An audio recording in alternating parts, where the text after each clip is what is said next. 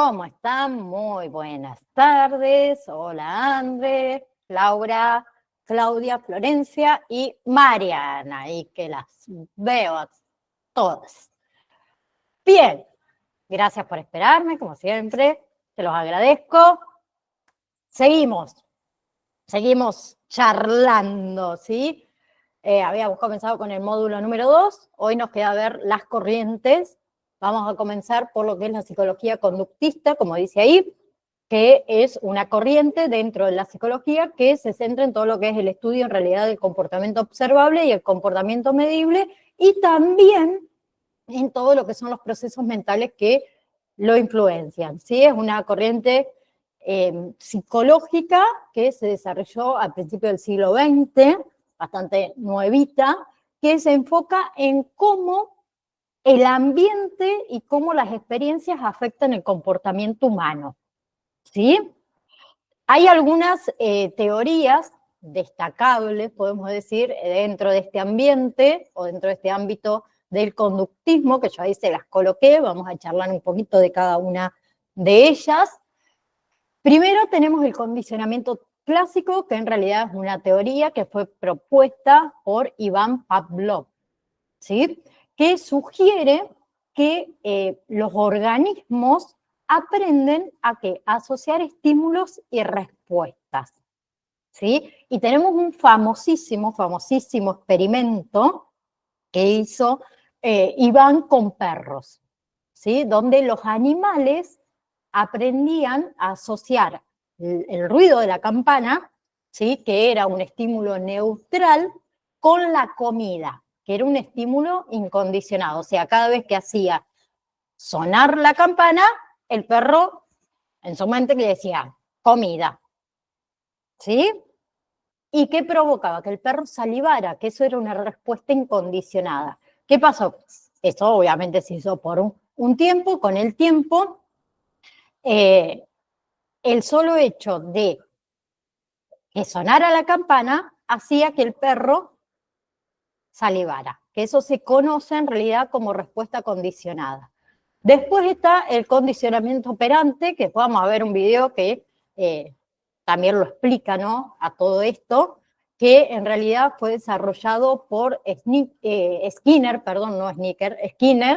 que es una teoría en realidad que se basa o se enfoca en cómo las consecuencias de una acción afectan la probabilidad de que esa acción se repita en el futuro, ¿sí? Entonces, según ese condicionamiento, el condicionamiento operante es un comportamiento seguido de consecuencias positivas que uno va a tender, obviamente, a repetirlo, si es positivo. Si es negativo, vamos a tratar de evitarlo, ¿sí? Por ahí cometemos, nos chocamos 10 veces con la misma pared, pero en algún momento vamos a aprender, ¿no? ¿Sí? No lo hagamos más porque vamos a seguir chocando contra la pared, en algún momento nos vamos a hacer pedazos, ¿sí? Entonces, ¿qué hizo Skinner?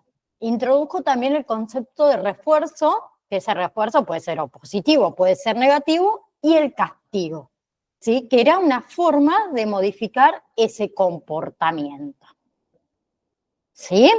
Y después está el aprendizaje social, que es una propuesta que la realizó Bandura, que tiene un enfoque que destaca todo el papel de la observación y la imitación en el aprendizaje, ¿sí? Es una teoría en realidad que sostiene que las personas aprenden no solamente a través de la experiencia directa, sino al observar al otro, al ver las consecuencias de sus acciones. Si yo veo que Andrea se está chocando con la pared 350 veces, yo voy a decir, no, para eso yo no lo voy a hacer porque no está bueno, ¿sí? Y Bandura introdujo también lo que es el concepto de modelado, ¿sí? Donde los individuos en realidad, ¿qué hacen? Imitan el comportamiento de modelos significativos dentro de su entorno. ¿Bien? Hay conceptos también bastante básicos, creo que se los coloqué acá, sí, conceptos básicos del conductismo. Uno era el estímulo, ¿sí? Que es un término que refiere a cualquier señal, cualquier información, cualquier evento que produce una reacción, o sea, una respuesta en nuestro organismo. Por eso tenemos respuesta, ¿sí? Cualquier conducta de un organismo que surge como reacción a ese estímulo. Después está condicionamiento, ¿sí? Que es un tipo de aprendizaje derivado de la asociación entre el estímulo y la respuesta. El refuerzo, ¿sí? Que es cualquier consecuencia de una conducta que aumenta la probabilidad de que se vuelva a dar. Y el castigo, ¿sí? Que sería lo opuesto al refuerzo, ¿sí? Una consecuencia de una conducta que disminuye esa probabilidad de que lo volvamos a repetir. Entonces, en todo lo que son las teorías conductistas, tuvo una gran influencia, obviamente, en diversas áreas de la psicología, por ejemplo, en la práctica clínica, en la educación o en otras disciplinas más relacionadas, donde, fíjate ahí en mi billetera a ver si tengo algo, ¿sí? Donde en realidad a través del estímulo de comportamiento observable y ciertas variables en el ambiente afectan. Entonces, todo lo que son los psicólogos conductistas contribuyeron obviamente en todo el entendimiento de cómo nosotros aprendemos, cómo nosotros nos desarrollamos, cómo nosotros nos adaptamos, ¿sí? A todo lo que sería nuestro entorno. ¿Bien? Ahora yo les comparto un video que ustedes también lo tienen dentro de el campus virtual con respecto a el conductismo. Quiero que lo veamos juntos para reforzar lo que les estuve contando. ¿Qué es el conductismo? El conductismo es una teoría psicológica que se centra en la conducta que puede ser observada. De esta teoría se plantearon dos variantes, el condicionamiento clásico y el condicionamiento operante. El condicionamiento clásico describe una asociación entre estímulo y respuesta, de forma que si sabemos plantear los estímulos adecuados, obtendremos la respuesta deseada. El condicionamiento operante busca la consolidación de la respuesta según el estímulo, buscando los reforzadores necesarios para implantar esta relación en el individuo. Los principales exponentes del conductismo son Pavlov, Watson y Skinner. Pavlov es quien comenzó a trabajar con el condicionamiento clásico. El experimento de Pavlov, el perro y la campanita.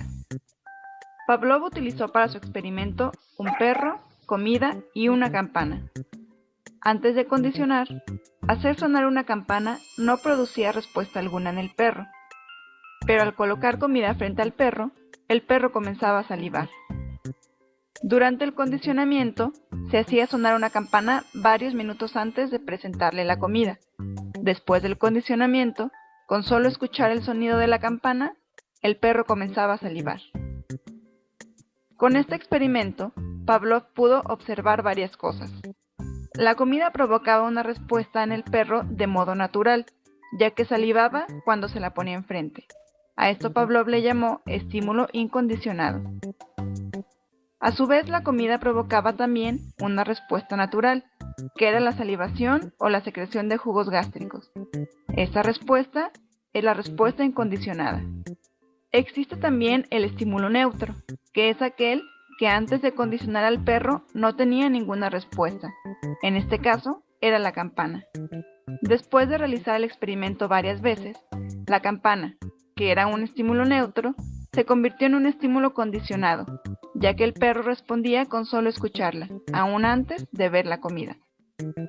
Y por último, hay una respuesta condicionada, que es la respuesta que se obtiene con el estímulo condicionado, en este caso, que el perro salive con tan solo escuchar la campana.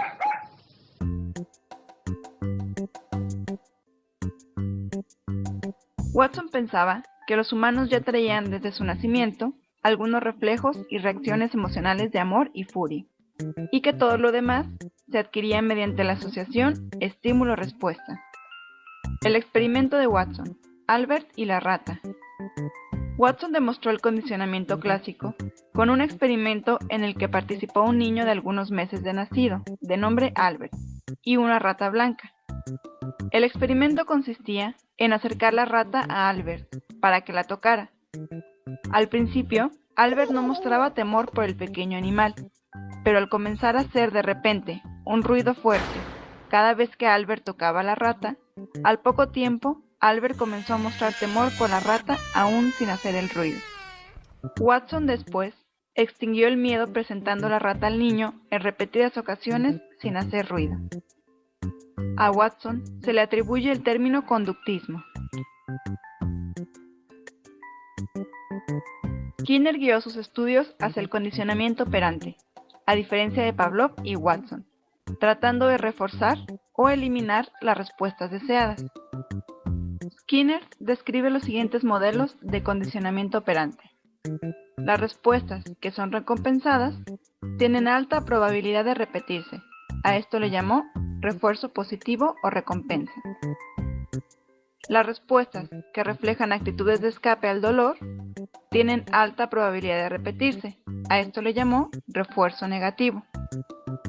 Las respuestas que no son reforzadas son poco probables que se repitan. A esto le llamó extinción. Y por último, las respuestas que son castigadas de consecuencias no deseables serán eliminadas. A esto le llamó castigo. El experimento de Skinner, la rata en la caja. Para su experimento, Skinner utilizó una rata, la cual encerró dentro de una caja que contenía en una de sus paredes un pedal o barra. La rata, teniendo hambre, comenzaba a buscar comida, y en su búsqueda, presionando el pedal, recibe una bolita de comida. Esta bolita es un refuerzo positivo. Cuando la rata ya estaba condicionada, Skinner cambió el reforzamiento y la rata no obtenía nada cuando pisaba el pedal. Después de un tiempo, esto llevó a la extinción de la conducta. Según el conductismo, ¿cómo aprendemos? Según esta teoría, la enseñanza se plantea como un programa de refuerzos que modifican la conducta del alumno. Si el alumno responde correctamente, se le proporciona una serie de estímulos positivos. Si no lo hace correctamente, se le dan estímulos negativos o no se le proporciona el positivo. Esta secuencia se repite el número de veces que sea necesario hasta que todas las respuestas estén asimiladas.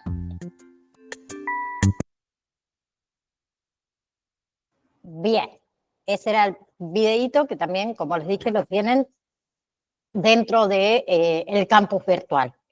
Ahora, cognitivismo, ¿sí? Es, como dice, hay una corriente también dentro de la psicología que se centra en lo que es el estudio de los procesos mentales internos, ¿sí? La percepción, la atención, la memoria, el pensamiento y el lenguaje. Si lo diferenciamos con el, por ejemplo, conductismo, ¿sí? Que se enfoca principalmente en el comportamiento observable, en realidad el cognitivismo, ¿qué hace? Examina cómo la mente procesa la información, ¿sí? Y cómo esos procesos influyen en el comportamiento humano. Bien, entonces acá tenemos algunas teorías y algunos conceptos que también son fundamentales, que es el procesamiento de la información.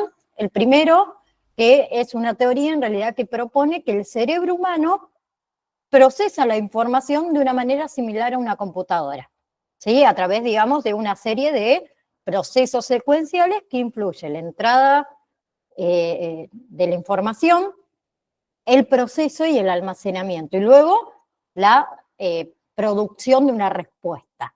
Entonces, todo lo que es el modelo de procesamiento de la información es fundamental o ha sido fundamental para poder comprender cómo se lleva a cabo el aprendizaje, ¿sí?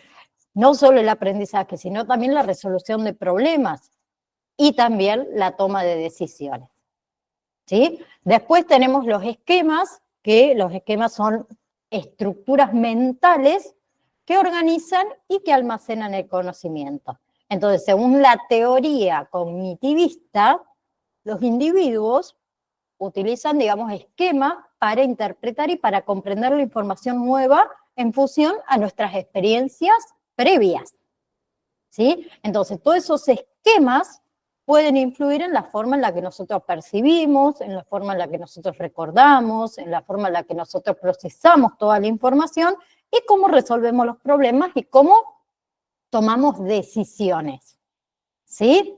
Después está la metacognición, ¿sí? Que se refiere a el conocimiento y la conciencia que tenemos nosotros sobre nuestros propios procesos cognitivos, ¿sí? Que implica más que nada todo lo que es la capacidad que tenemos de planificar, la capacidad de monitorear, de regular nuestra propia actividad mental, ¿sí? En realidad la metacognición es importante para el aprendizaje efectivo, ¿sí? Nos permite a nosotros evaluar, nos permite controlar nuestros propios procesos de aprendizaje, ¿sí? Nos permite identificar estrategias efectivas y si hay que hacer algún ajuste, ¿no? A esas estrategias o a esos procesos de aprendizaje. Y luego tenemos lo que es la teoría de los esquemas de Bertrand, que es una teoría propuesta por Frederick Bertrand, en realidad, que sugiere que los recuerdos, ¿sí?, no son producciones en realidad exactas de eventos pasados, sino que en realidad son reconstrucciones basadas en esquemas y en marcos, obviamente, cognitivos. Que esos esquemas van a influir en cómo nosotros codificamos, cómo nosotros almacenamos y cómo nosotros recuperamos esa información, ¿sí? Que puede llevar a distorsiones muchas veces y puede llevar a ciertos errores en nuestra memoria, ¿sí? También, obviamente, que el cognitivismo tuvo influencia en diversas áreas de la psicología, por ejemplo, la psicología educativa, por ejemplo, la psicología del desarrollo, ni hablemos de la psicología cognitiva y la psicología clínica. ¿Qué hace entonces? A través de estudios de todo lo que son los procesos de las, mentales internos, los cognitivistas contribuyeron en cómo entender cómo el ser humano piensa, cómo aprende, cómo recuerda y cómo procesa toda esa información de el mundo en sí que nos rodea, ¿sí? Antes de seguir con psicoanálisis, que es una de las partes que a mí más me gusta, vamos a ver también el videíto del cognitivismo.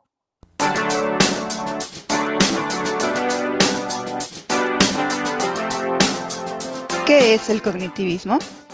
El cognitivismo es una teoría del aprendizaje que surge cuando los psicólogos y educadores comenzaron a estudiar procesos más complejos del pensamiento, a diferencia del estudio de las conductas observables, las cuales son el objeto de estudio del conductismo, y en su lugar se centraron en los procesos cognitivos o mentales que se requerían para lograr el aprendizaje. El cognitivismo incluye todas aquellas teorías que se centran en el estudio de la mente humana para comprender cómo interpreta, procesa y almacena la información en la memoria. Es decir, el objetivo principal del cognitivismo es descubrir cómo la mente humana es capaz de pensar y aprender. El aprendizaje. Para el cognitivismo, el aprendizaje consiste en la adquisición y categorización de nueva información. Esta información se obtiene de interactuar con la realidad y se adquiere por medio de los sentidos. Una vez adquirida por los sentidos, la información se organiza creando nuevos conceptos o modificando los preexistentes. Por esta razón, el aprendizaje se considera como un proceso activo de asociación y construcción. El cognitivismo comparte varios de sus exponentes con el constructivismo, ya que la mayoría de ellos desarrollaron conceptos que aportaron a ambas teorías del aprendizaje. Los principales exponentes del cognitivismo son Piaget y Vygotsky. Piaget. Sus estudios se enfocaron en entender los cambios cualitativos que tienen lugar en la formación del pensamiento de la persona desde su nacimiento hasta su madurez, dividiéndolo en etapas. Los conceptos básicos de la teoría de Piaget son: estructuras cognitivas. Es el conjunto de esquemas mentales que tiene cada persona y que se forman con los conocimientos que ha adquirido. Organización. es un atributo que posee la inteligencia de ordenar de cierta manera las estructuras mentales de cada persona para ser utilizadas de manera eficiente por el sujeto cuando la situación se lo requiera. Adaptación es la capacidad que tenemos de ajustar nuestras estructuras mentales a las exigencias del ambiente. Dentro de la adaptación, Piaget maneja dos conceptos: asimilación y acomodación. Asimilación es cuando una persona adopta un nuevo conocimiento del medio ambiente para incorporarlo en su propia estructura. Acomodación se da cuando existe un cambio en la organización de nuestros esquemas mentales para responder a las demandas de nuestro medio. El equilibrio existe cuando utilizamos algunos de nuestros esquemas y funciona para resolver un problema. Los seres humanos tendemos a buscar el equilibrio, que se da cuando los esquemas mentales que ya tenemos nos sirven para enfrentar las nuevas experiencias. Cuando nuestros esquemas mentales no nos sirven para enfrentar un problema, se da en nosotros un desequilibrio, que es lo que nos lleva a modificar nuestros esquemas, es decir, a aprender. Vygotsky. La teoría de Vygotsky es conocida como teoría sociocultural. Él afirma que el conocimiento no se construye de manera individual, sino con la interacción con otros. Los niños nacen con ciertas habilidades mentales que Vygotsky llama funciones mentales inferiores, y con la interacción con otros se van convirtiendo en funciones mentales superiores. Vygotsky afirma que el lenguaje es la herramienta más importante para el desarrollo cognitivo, ya que permite al individuo la interacción con su entorno. Define la zona de desarrollo próximo como la brecha entre lo que un niño es capaz de hacer por sí solo y lo que puede hacer con ayuda. Existen otros autores que hicieron aportaciones muy importantes al cognitivismo, como por ejemplo Ausubel. Ausubel propone el concepto de aprendizaje significativo, como la organización e integración de la nueva información en la estructura cognitiva que ya posee el individuo. Es decir, cuando un estudiante relaciona la información nueva con la que ya posee, reajustando y reconstruyendo ambas informaciones en este proceso. Brunner, que a partir de la teoría de Vygotsky, propone el concepto de andamiaje, que consiste en el apoyo temporal de los adultos que proporcionan al pequeño con el objetivo de realizar una tarea hasta que el niño sea capaz de llevarla a cabo sin ayuda externa. Bandura, en su teoría cognitivo-social, afirma que los seres humanos aprenden a través de la observación, la imitación y el ejemplo de los demás. Su teoría tiende un puente entre las teorías conductuales y cognitivas del aprendizaje, centrándose en la importancia de la atención del alumno, la memoria y la motivación. Bloom propuso una taxonomía en la que se muestran 6 niveles de dominio cognitivo, desde el nivel más bajo, que es el simple recuerdo, hasta el más complejo, que es la evaluación, y enlista una serie de verbos que representan la actividad mental en cada nivel.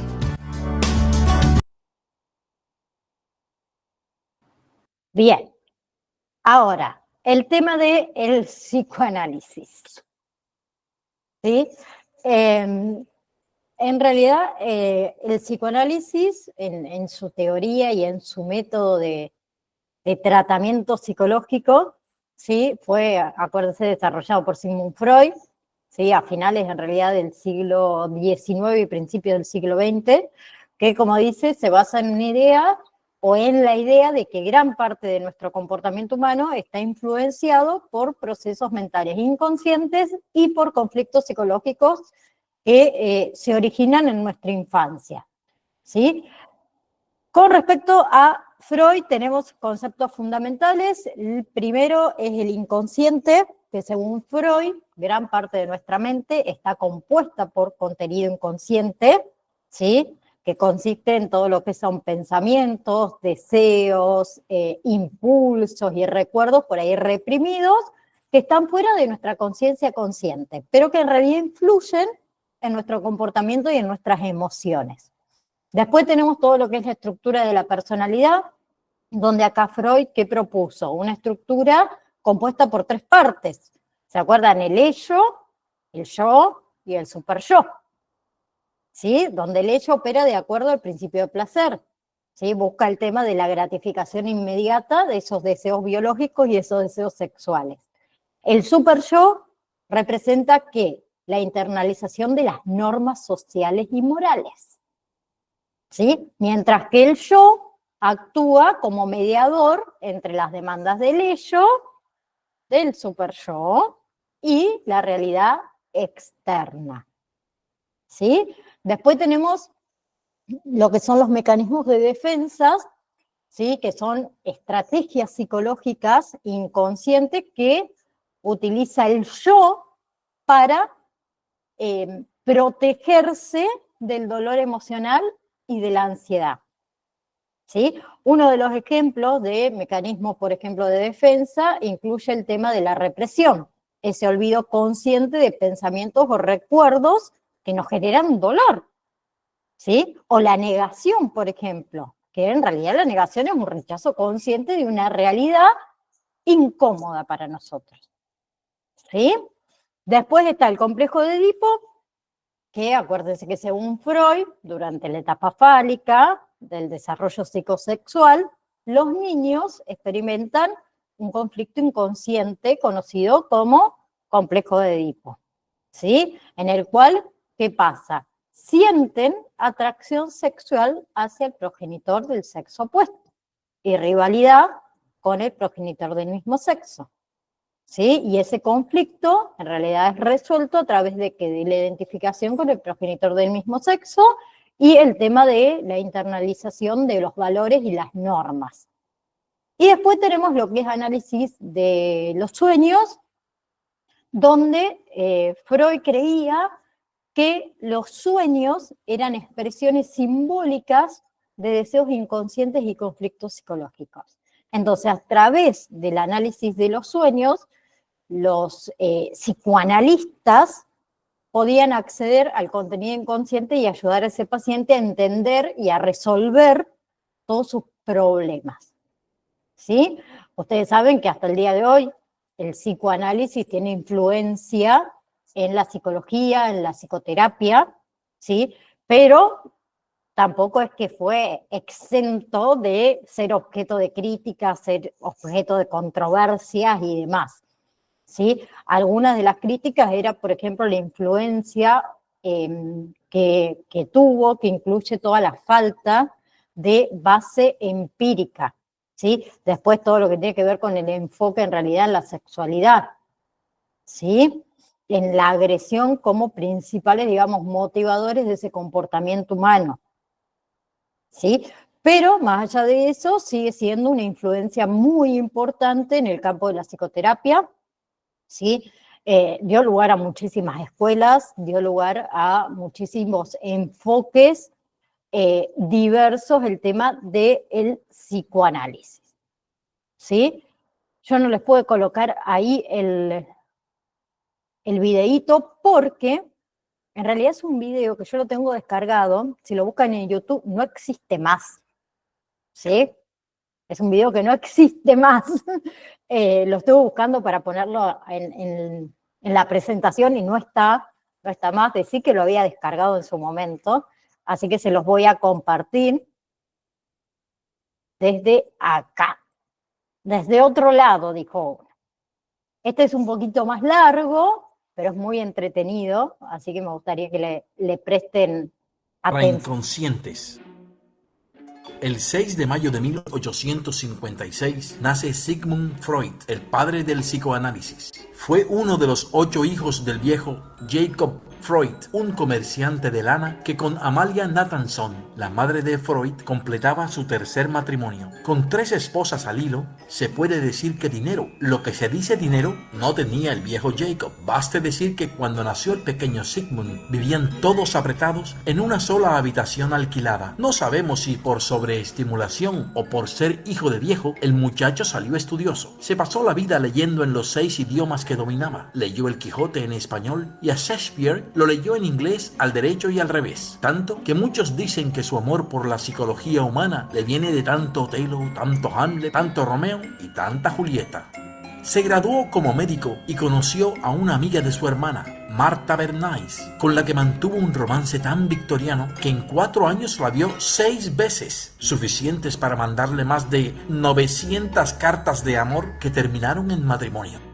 1883, 1884, 1885 fueron los años de su trabajo en el Hospital General de Viena, los años del período de la coca. La coca era la droga de moda que usaban los intelectuales para llamar a las musas de la inspiración, pero Freud la usó para llamar a las musas de la ciencia, porque le interesaba su uso terapéutico como anestésico. Hasta intentó curar con cocaína a un amigo muy querido, adicto a la morfina, pero el tratamiento solo agregó una nueva adicción y finalmente falleció. Fui el primero en recomendar en 1885 el uso de la cocaína y ello me costó grandes reproches. El abuso de esta droga precipitó la muerte de un amigo querido. Fue acusado de desatar un tercer flagelo contra la humanidad, pero a pesar del escándalo, obtuvo una beca en el manicomio de Salpêtrière de París para estudiar junto al mejor neurólogo de la época, Jean-Martin Charcot, que estaba dando el último grito de la moda usando la hipnosis en el tratamiento de los trastornos mentales. Con Charcot le picó el bicho de la psicología y le picó tan duro que cuando regresó a Viena quiso compartir las teorías de Charcot con otros médicos, pero todos le rechazaron, todos menos Joseph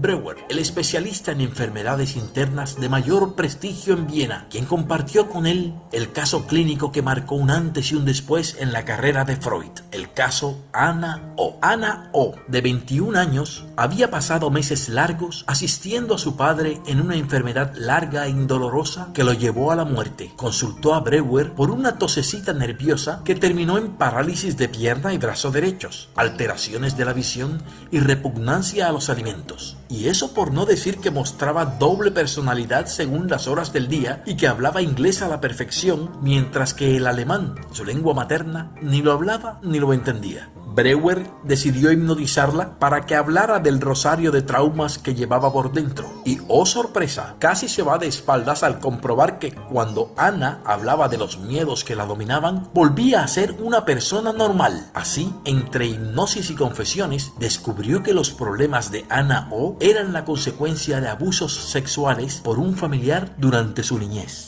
Breuer descubrió que los síntomas de los pacientes histéricos eran el resultado de traumas del pasado que se habían reprimido, aunque no olvidado, y que cuando el paciente se enfrentaba a esos pensamientos reprimidos, se curaba. A esto le llamó el método catártico. Freud usó el método catártico, pero sin la hipnosis. En su lugar, inventó el método de asociación libre, una técnica que consiste en que el paciente desembuche todo lo que le llegue a la mente, tal y como se presente, aunque sea vulgar o vergonzoso, para que el psicoanalista pueda determinar cuáles manifestaciones muestran un conflicto inconsciente. Acababa de crear el psicoanálisis, un método para tratar las enfermedades mentales y una teoría que se basa en que el origen de todos los problemas neuróticos son conflictos infantiles relacionados con el temido sexo. Y es que el Freud no se medía, hasta se atrevió a decir que todos los niños tenían instintos sexuales y que creaban un mundo de fantasías en el que estaban involucrados sus padres. Esto cayó como una bomba entre la respetable sociedad vienesa, que lo acusó de mancillar la pureza de la niñez. El vacío que se formó a mi alrededor, escribió Freud, me hizo comprender que, a partir de aquel momento, me encontraba entre los temerarios que osaron alguna vez turbar el sueño de la humanidad. El inconsciente. Para Sigmund Freud, la mente consciente es solo la punta del iceberg. La mente inconsciente está por debajo y guarda nuestros impulsos y deseos primitivos. Para Freud, la mente está formada por tres instancias: ello, yo y superyo. El ello busca la satisfacción inmediata de los instintos, sea o no permitido. El yo es el contacto con la realidad. El superyo es la conciencia moral que el niño recibe de la familia, la escuela, etc., y que aprueba o rechaza sus impulsos y pensamientos. El superyo nos acusa de ser culpables y hace que nos adaptemos ciegamente a la realidad. El pobre yo tiene que mantener el equilibrio entre las majaderías del ello, que siempre anda con el instinto revuelto, y el dedo acusador y moralista del superyo. No es tarea fácil, pero tiene ayudantes eficientes. Los mecanismos de defensa son mecanismos que usa nuestra mente inconsciente para evitar o negar lo que nos produce ansiedad y mantener una imagen personal idealizada que nos permita vivir cómodamente con nosotros mismos. Casi siempre son autoengaños que terminan creando puntos ciegos en la personalidad. Represión es cuando nos protegemos reprimiendo los pensamientos amenazantes y dolorosos, los sentimientos de hostilidad hacia nuestros seres queridos, los nombres de las personas que nos desagradan o los fracasos y las venganzas del pasado son objeto frecuente de la represión. Desplazamiento es cuando se cambia la dirección de un impulso, casi siempre una agresión, hacia una persona o un objeto. Sublimación es cuando los deseos frustrados, especialmente los deseos sexuales, se transforman en actividades aceptables para la sociedad. Freud pensaba que el arte, la música, la investigación científica, etc., son una canalización de las energías sexuales hacia comportamientos constructivos. Proyección. Este mecanismo nos protege de la ansiedad que nos producen aspectos de nuestra manera de ser que consideramos inaceptables, como cuando un comportamiento agresivo nos provoca un sentimiento de culpa. Negación es cuando nos protegemos de la realidad desagradable negando su existencia, como cuando negamos la muerte, las enfermedades y otras experiencias dolorosas. Análisis de los sueños. Freud consideraba que los sueños eran importantes para poder explicar lo que sucedía en el inconsciente, ya que mientras soñamos, las defensas del yo no están presentes. En los sueños, mucho material reprimido se hace consciente, aunque de manera distorsionada. Los sueños sirven para dar pistas de cómo opera la mente inconsciente. Lo que recordamos del sueño, el contenido manifiesto, es muy diferente de lo que se intenta decir. Su significado simbólico es el contenido latente. Los sueños son la realización de deseos inconscientes, pero esos deseos son tan fuertes que para ser aceptados por nuestra conciencia, nuestra mente elabora una censura que es la que produce la distorsión de su contenido. Lo que pueden parecer imágenes soñadas absurdas son ideas coherentes cuando se descifran con el análisis. Después de 1933, la situación en Alemania se puso negra, y más para el psicoanálisis, que fue puesto en la lista idem. Así fue el discurso en la quema de las obras de Freud. Contra la glorificación de la vida instintiva que degrada el alma y por la nobleza del espíritu humano, entrego a las llamas las obras de Sigmund Freud. Psicoanálisis a la brasa. Cuando en 1938 los nazis ocuparon Austria, la situación se tornó color Gestapo. El 15 de marzo, la SS devolvió toda su casa y el 22 se llevaron a su hija Ana, a quien por suerte devolvieron ese mismo día. El 4 de junio de 1938, Sigmund salió de Viena con su esposa y Ana. Sus 4 hermanas fueron asesinadas en Auschwitz. El 6 de junio llegó a Londres, pero el tumor en el maxilar lo iba minando. El 23 de septiembre de 1939, poco antes de la medianoche, murió Sigmund Freud en su casa de Maresfield Garden. Termina así la vida de uno de los pocos hombres que influyó tanto sobre la cultura que después de él no hemos sido los mismos. Tenemos otra actitud hacia los niños, hacia nosotros mismos y hacia los demás. Cayeron los tapujos del sexo y la hipocresía y hoy, gracias a Sigmund Freud, entendemos de otra manera el arte, la religión y la vida.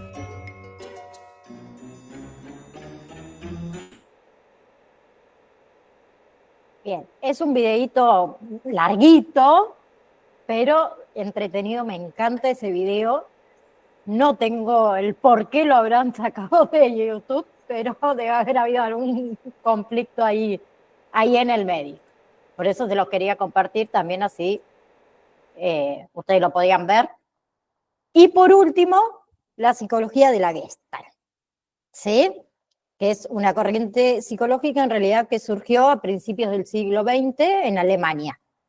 ¿sí? Donde tiene todo su enfoque, que se centra más que nada en todo lo que es el estudio de la percepción y lo que es la comprensión de cómo las personas organizamos los elementos tanto sensoriales en nuestra estructura más coherente y más significativa, ¿sí?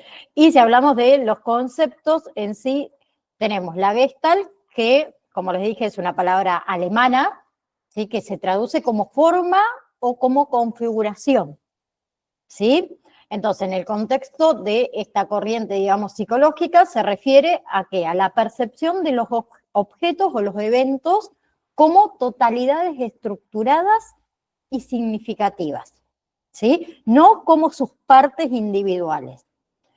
Después tenemos todo lo que es la ley o las leyes de la percepción, ¿sí? Que los psicólogos acá que identificaron varias leyes, que en realidad describen cómo nosotros percibimos y cómo nosotros organizamos todos esos estímulos sensoriales.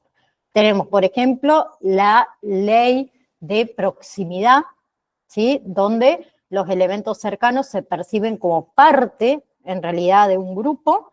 Después está, por ejemplo, la ley de similitud, ¿sí? Donde hay elementos similares, pero que se agrupan en conjunto, y la ley de continuidad, ¿sí? Donde nosotros tendemos a percibir patrones, pero patrones continuos. Después está figura y fondo, que es una teoría que surge, o sugiere, mejor dicho, cómo nosotros percibimos los objetos, o sea, esa figura en un contexto, un fondo, ¿sí? Que en realidad la figura es el objeto principal de atención, mientras que el fondo, ¿qué va a ser? El área circundante que proporciona ese contexto para esa figura, ¿sí? Por ejemplo, en la primera imagen, ustedes pueden observar algunos, depende cómo perciben, un jarrón o dos caras superpuestas, o sea, mirándose, o sea, ¿cuál es la figura y cuál es el fondo? Depende de lo que cada uno de nosotros percibamos. Si yo percibo primero un jarrón, ¿el jarrón qué va a ser? La figura, lo demás el fondo. Si percibimos las caras, la figura va a ser las caras y lo demás el fondo, ¿sí? Después está INSIC, que reconoce en realidad la importancia de la comprensión repentina, podemos decir, en la resolución de problemas, ¿sí? Que en realidad tenemos acá a Kohler, que él, perdón, llevó a cabo una investigación que se realizó con chimpancés, ¿sí? Que en realidad los chimpancés demostraron toda su capacidad para resolver problemas mediante lo que sería la comprensión repentina, ¿sí? O sea, ensayo y error. Entonces, ¿qué hicieron? Colocaron un racimo en realidad de bananas colgado de una soga en la jaula y empezaron a colocar elementos a su alrededor para ver cómo hacían los chimpancés para llegar a tomar, obviamente, su comida, ¿sí? Entonces, fueron mediante ensayo y error hasta poder llegar a resolver, por decirlo de una manera, el problema. Después está el tema de la percepción del movimiento, como la imagen que tienen ahí en color lilita de fondo, que es un experimento en realidad clásico, ¿sí? Muy clásico de la psicología de la Gestalt, ¿sí? Que fue descubierto por Max Wertheimer, en realidad, que es un fenómeno en realidad que muestra cómo nosotros percibimos el movimiento cuando se presentan secuencias, muchas veces de imágenes estáticas, de manera rápida y de manera sucesiva, ¿sí? Y después tenemos ciertas aportaciones, como le coloqué ahí, a lo que es la terapia, ¿sí? Que la Gestalt, en realidad, o la psicología de la Gestalt, ha influenciado mucho en estos enfoques terapéuticos, ¿sí?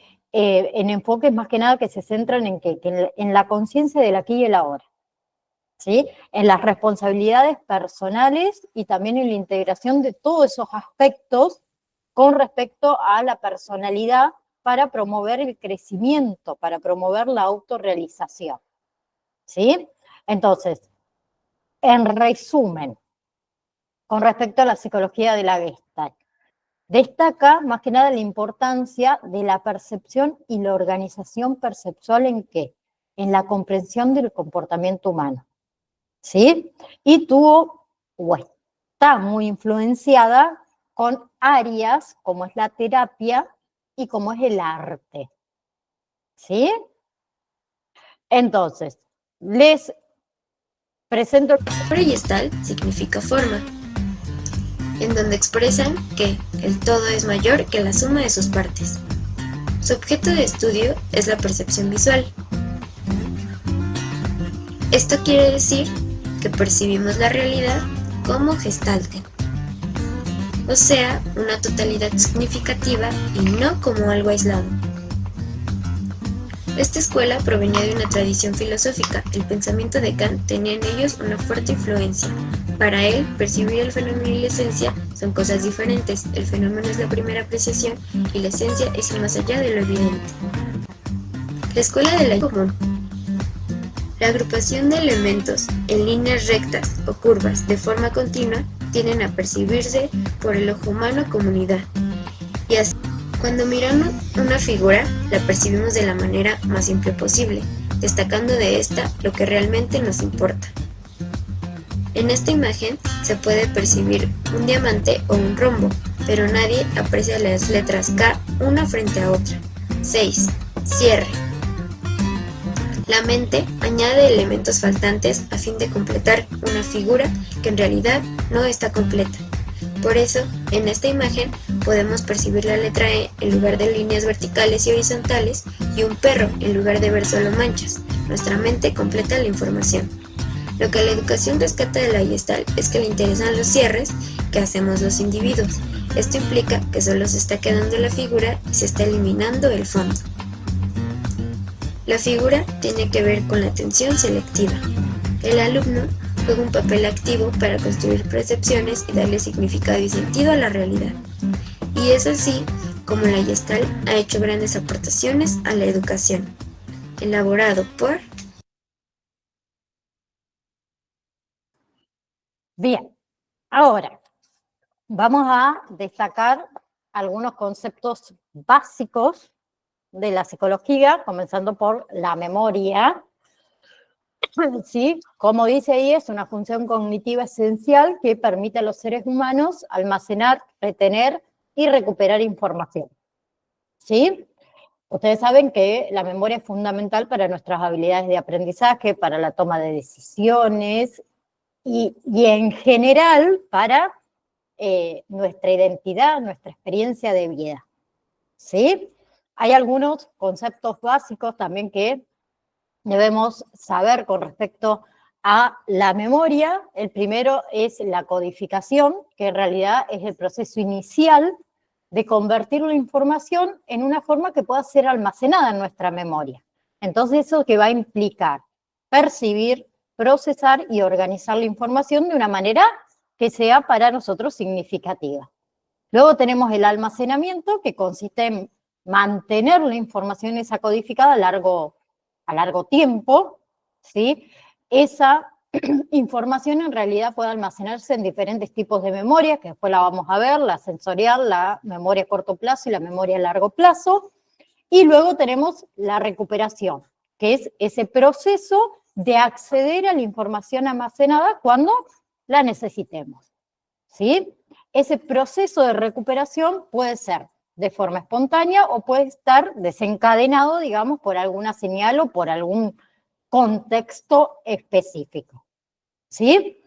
Después, con respecto a la memoria, también tenemos los diferentes tipos de memoria, según la duración y según la proximidad o lejanía de los hechos recordados. Según la duración tenemos lo que es memoria sensorial, que es esa capacidad de retener, digamos, impresiones de la información sensorial inmediata después de que desaparecen esos estímulos en realidad originales. Dentro de la memoria sensorial, que yo ahí no se los coloqué, no me di cuenta, tenemos la memoria icónica, ¿sí? Y la memoria ecoica, ¿sí? Lo que es memoria icónica está relacionado con la vista, o sea, retiene imágenes visuales, pero por un periodo corto, breve. Y después tenemos la memoria ecoica, que está relacionada con el oído, ¿sí? Que retiene sonidos por unos pocos segundos. ¿Bien? Según la duración también tenemos memoria a corto plazo, ¿sí? Que también es conocida como memoria del trabajo, que es la capacidad para mantener una cantidad, digamos, limitada de información de una manera activa, accesible, pero durante un periodo corto, ¿sí? Generalmente segundos o minutos. Y después tenemos la memoria a largo plazo, ¿sí? Que es, digamos, el almacenamiento duradero, ¿sí? Pero, sí, duradero y también ilimitado, ¿no? Que en realidad la memoria a largo plazo también tiene una división. Tenemos todo lo que es la memoria declarativa o memoria explícita, ¿sí? Que es información consciente, por ejemplo, los hechos, los eventos. Luego está la memoria episódica, ¿sí? Que está relacionada con eventos más personales, experiencias más específicas. La memoria semántica, que está relacionada con hechos generales, hechos de conocimiento mundial, ¿sí? La memoria no declarativa o memoria implícita, que es una información no consciente. Por ejemplo, las habilidades, los hábitos, ¿sí? ¿Quién recuerda cómo o el momento que aprendió, no sé, a utilizar el tenedor? La habilidad, ¿sí? Y la memoria procedural, que está relacionada con también lo que tiene que ver con habilidades motoras y hábitos. Y después está los otros tipos de memoria, según la proximidad o lejanía de los hechos recordados, que ahí tenemos memoria a corto plazo o inmediata, que es la memoria que retiene información de forma transitoria para usarla de inmediato. Y la a largo plazo o remota, que retiene esa información de forma duradera, ¿sí? Por eso nos permite a nosotros recordar hechos y eventos lejanos en el tiempo. ¿Bien? Con respecto a la memoria, también hay algunas patologías relacionadas con la memoria. Tenemos memoria anterrógrada, que es la capacidad en realidad para formar nuevos recuerdos después de un evento traumático, ¿sí? O después del inicio de una enfermedad. Está la memoria retrógrada, que es la capacidad para recordar eventos que ocurrieron, digamos, antes del evento traumático o antes de ese inicio de la enfermedad. ¿Sí? La primera es después y la retrógrada es antes. Y después tenemos la memoria anterretrógrada, ¿sí? Que afecta la capacidad para formar nuevos recuerdos, como también afecta la capacidad para recordar eventos pasados. ¿Sí? A ver, en todo lo que tiene que ver con la memoria, voy a dejar de presentar así los veo bien, todo lo que tiene que ver en realidad con la memoria, hay procesos y hay estructuras que están involucradas. La primera es el hipocampo. El hipocampo en realidad juega un papel crucial en la información de nuevos recuerdos, ¿sí? Y en lo que tiene que ver con la memoria declarativa. Después está el tema de la corteza prefrontal, ¿sí? Que involucra o está involucrada en todo lo que es la memoria del trabajo y en la planificación también de las acciones. Está la amígdala, que la amígdala está relacionada con, ¿quién sabe? ¿Con qué tipo de memoria? Emocional, ¿sí? Y tenemos el cerebelo. El cerebelo participa en que la memoria procedimental y también en lo que es aprendizaje de nuestras habilidades motoras, ¿sí? Como todos sabemos, a ver, hay factores obviamente que afectan a la memoria. ¿Cuáles pueden ser esos factores que afectan a la memoria?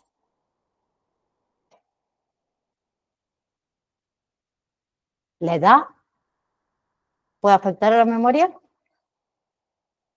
¿Sí? Ustedes saben que la capacidad de la memoria puede declinar con el envejecimiento. Afecta en realidad principalmente que la memoria a corto plazo, la memoria episódica, que no significa que porque seamos viejitos no podamos aprender, ¿no? ¿Sí? Pero por ahí retenemos un poquito menos. Nos cuesta un poquito más, la remamos un poquito más, pero no significa nada, ¿no?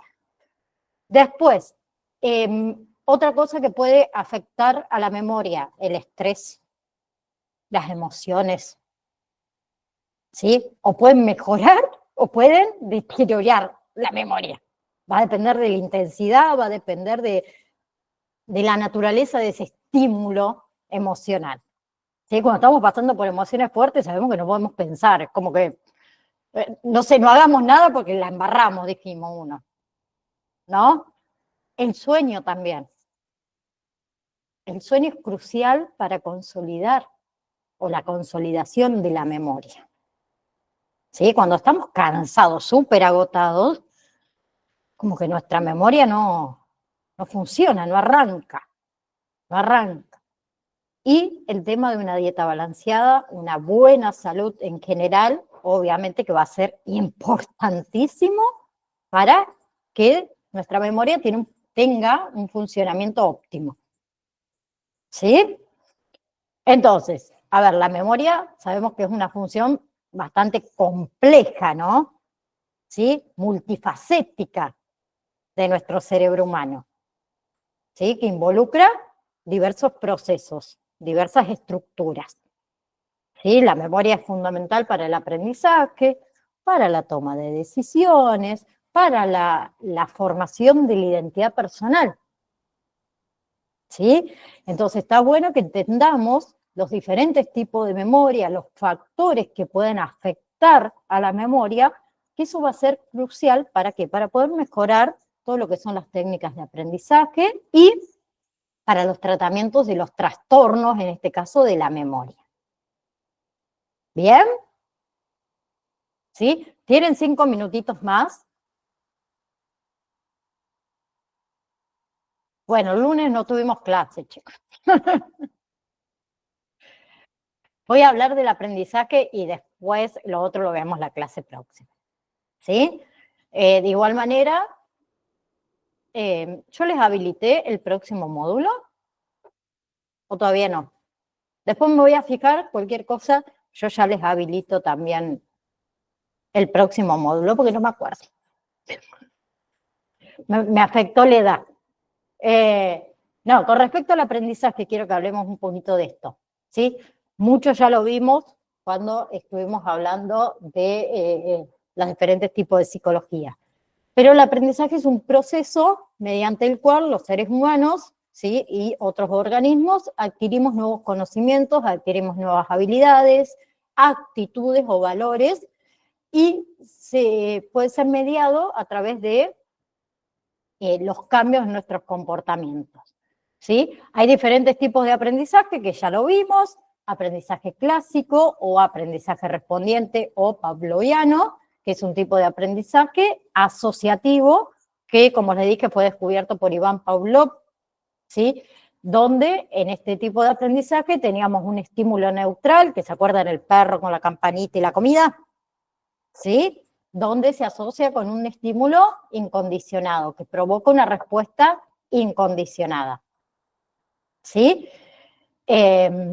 Después tenemos lo que es el aprendizaje instrumental, operante o signiano, que en realidad es un tipo de aprendizaje que fue desarrollado por Skinner, que se basa en el uso del refuerzo positivo, ¿se acuerdan? Refuerzo positivo o refuerzo negativo y el castigo, ¿sí? Para aumentar o para disminuir la probabilidad de que un comportamiento se repita.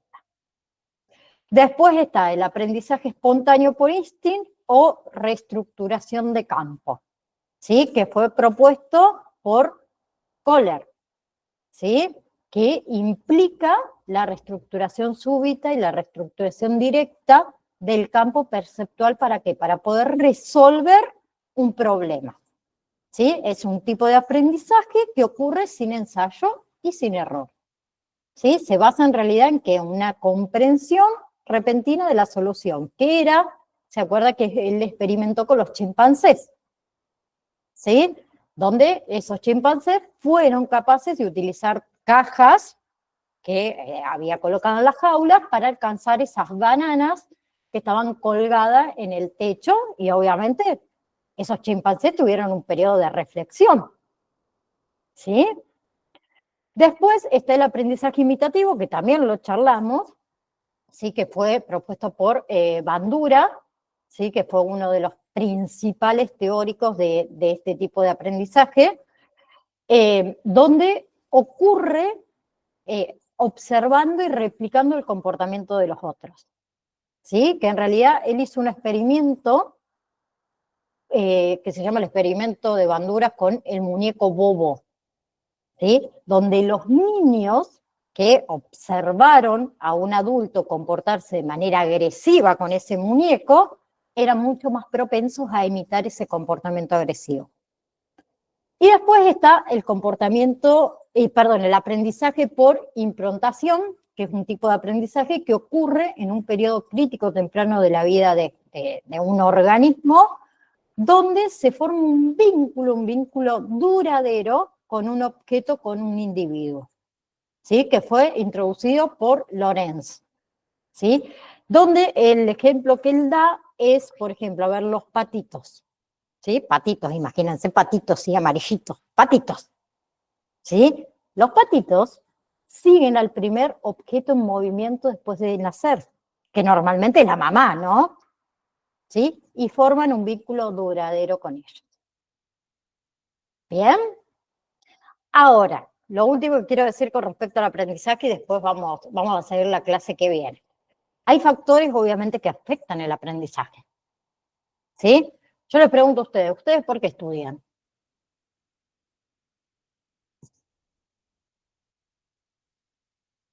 ¿Ustedes por qué se levantan todas las mañanas para ir a trabajar? ¿Ustedes por qué cocinan al mediodía, cocinan a la noche?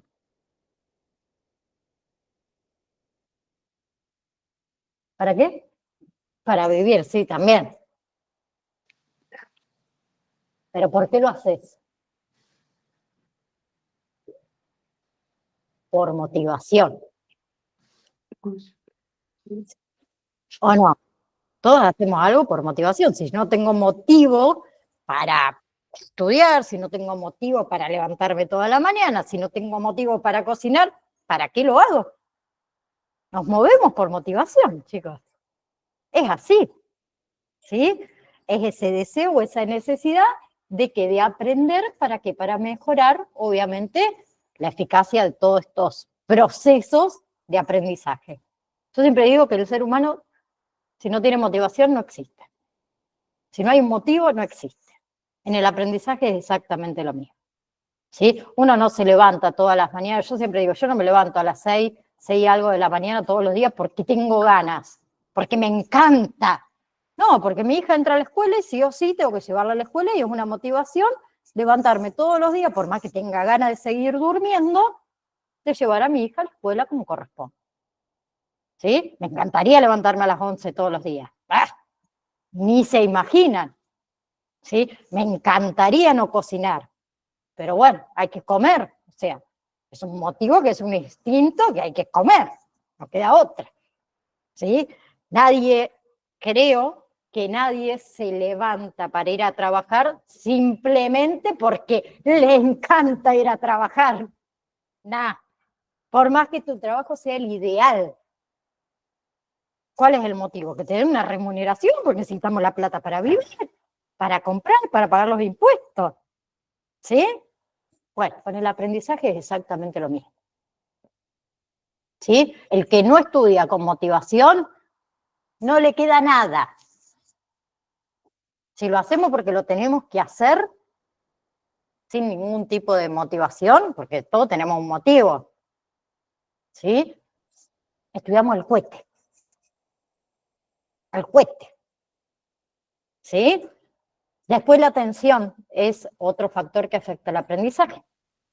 ¿sí? La capacidad que cada uno de nosotros tenemos de concentrarnos en la tarea esta de aprender, que es crucial la atención. Es crucial para retener la información. ¿Sí?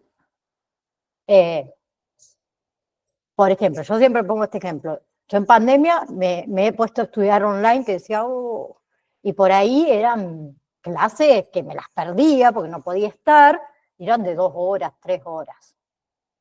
Ustedes no saben las veces que he dejado el video colocado y nunca lo escuché. Eso me pasaba al principio. Cuando iba a rendir, decía, ah, pero yo no escuché el video, yo no vi la clase. Entonces, ¿cómo voy a rendir bien si yo no vi la clase, si yo no le presté atención a la clase? Sé que por ahí es medio cansador tener que estar 2 horas, 3 horas escuchando a alguien. Pero hay que prestarle atención, si no, no nos sirve de nada. ¿Sí? Por eso yo siempre digo, yo cuando rendí anatomía y fisiología, y lo rendí como 6 veces. Me iba re mal, no entendía nada. Y ¿sabes las veces que dije, más ya fue, no estudio más, era la primera materia, ¿no? No estudio más, no, esto no es para mí. Hasta que un día dije, no, ¿por qué no es para mí? Porque yo no estoy prestando atención, porque yo no le estoy poniendo la motivación que debo colocarle a esa materia, porque no había forma. Demoré, sí, demoré en entenderla. Muchas veces con 0 ganas. Pero me puse hasta que lo entendí. Y cuando rendí bien, ahí me dio la motivación para seguir. Ay, chocha, feliz de la vida. Y siempre lo cuento, y no está mal. Porque si yo me hubiese quedado, por ejemplo, con eso, uy, rendí mal, a la primera. Entonces ya no estudié más. A la segunda, a la tercera. Y me hace saber menos haber rendido 5, 6, 7 veces, 10, 20. Al contrario, cada vez que rendí iba aprendiendo más. ¿Sí? Por eso siempre les digo también a ustedes, si se rinde mal, no pasa nada. ¿Quién se murió? Nadie. Nadie. Un motivo más para estudiar un poquito más y volver a rendir. Otro factor, experiencias previas. ¿Sí? Todos los conocimientos y todas las habilidades nuestras previas nos va a facilitar o nos va a dificultar el nuevo aprendizaje. ¿Sí? Bien. Y luego tenemos todo lo que es el entorno nuestro físico, social, que también puede influir en la capacidad de aprender. ¿Sí? La repetición, la práctica constante, obviamente que va a ser fundamental. ¿Para qué? Para poder consolidar ese aprendizaje. Entonces, también es un proceso complejo, ¿sí? Es un proceso integral que se va a manifestar de diversas formas. ¿Sí? Por eso también nosotros tenemos que comprender un poquito estos distintos tipos de aprendizaje, estos factores que van a afectar, más que nada, a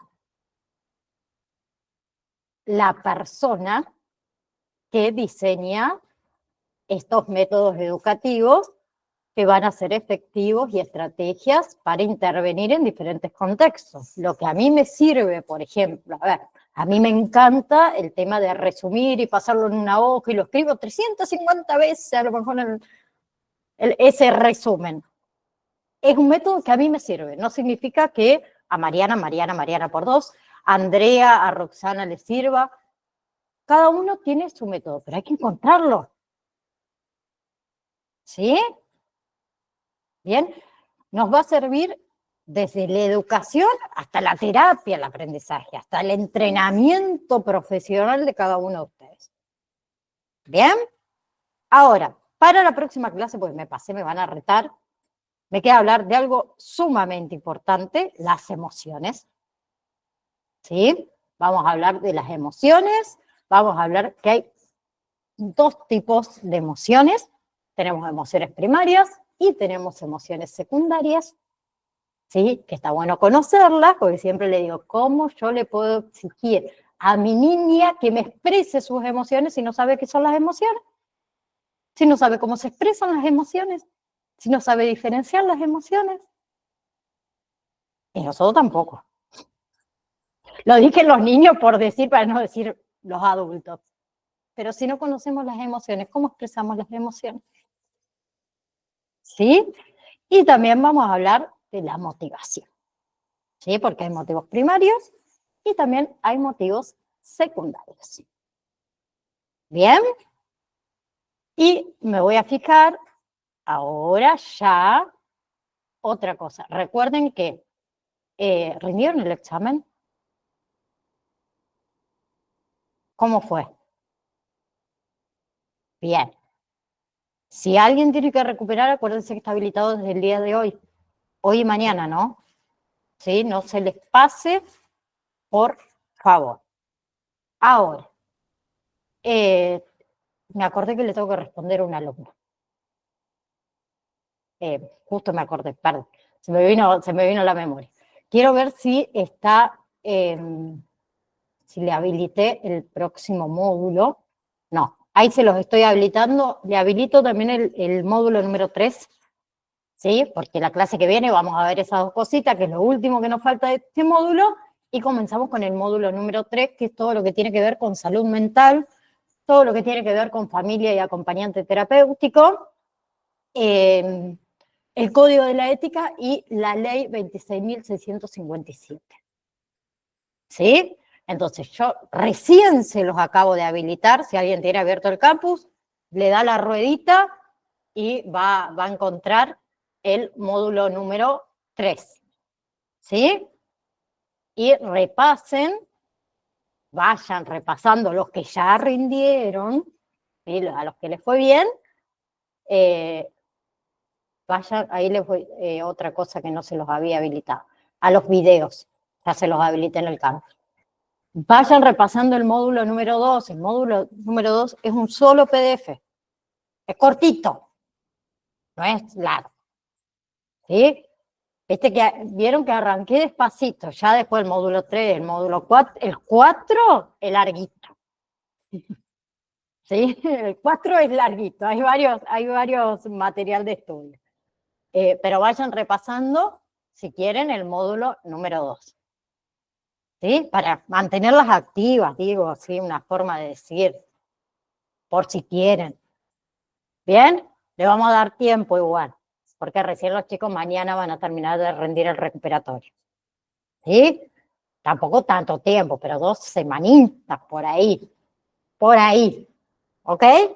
¿Alguna pregunta? ¿Algo antes de retirarnos? Hablé mucho y, bueno, creo con los videos, se los quería compartir por eso. ¿No? ¿Ninguna? Seguro, ¿no? Bueno, gracias por quedarse un ratito más, unos minutitos más. Creo que otra cosa no me queda decirles, más que la pasen lindo, ¿sí? Como les digo siempre, recién comiéndose la semana, motivación todos los días, busquen una motivación para moverse, dijo uno, aunque no tengamos ganas y tengamos ganas de estar tirados en la cama, ¿no? ¿Sí? Busquen una motivación. ¿Bien? Salgamos al supermercado en vez de ir en auto, en moto, vamos caminando. ¿Sí? ¿Cuál es la motivación? Hacer ejercicio, que nuestro corazón funcione como corresponde, o sea, bajar de peso, busquen algo. Busquemos algo. ¿Sí? En bicicleta, exactamente. Sé que hace frío, pero no importa. Nos vemos la próxima clase a las 4:05, por ahí. Más tardar, acuérdense de esperarme esos ratitos. Les mando un beso enorme a cada una de ustedes. Me alegra de verlas, las veo muy bien. La verdad están mejor que yo. Hoy el día no me acompaña. Nos vemos la próxima clase. Chao, chao.